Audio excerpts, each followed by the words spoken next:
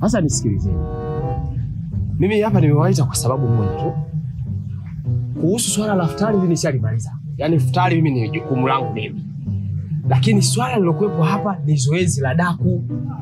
Na ili kuwaonesha kwamba mimi hili jambo nimelivalia njuga.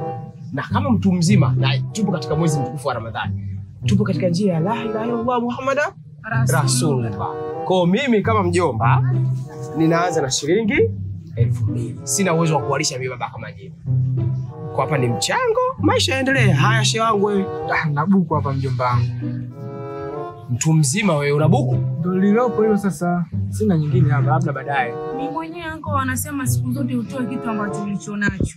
Nilichonacho mie hiki hapa. Sina zaidi ya hiko. Mjomba. Na mimi yangu hapa. Kwa hiyo nyinyi mmeambizana.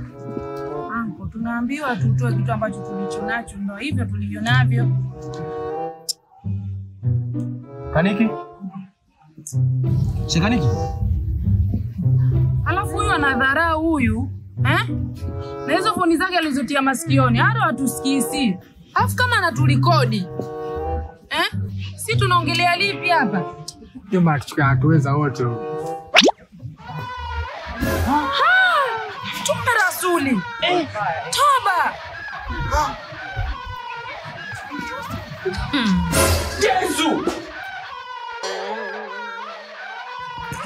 Wewe nini bwana? Leta simu yangu, mimi nasikiza ulaji wa Ramadhani bwana. Haya, kalafu. Tulibulia fulana ya Karim.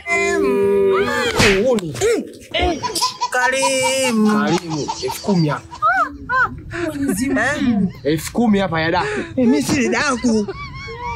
Yaani. Mimi si daku, sasa ni daku. Kwenda. Shika buku lako. Shika buku lako. Shika buku lako.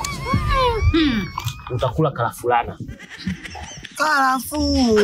Tulibulia fulana Karim.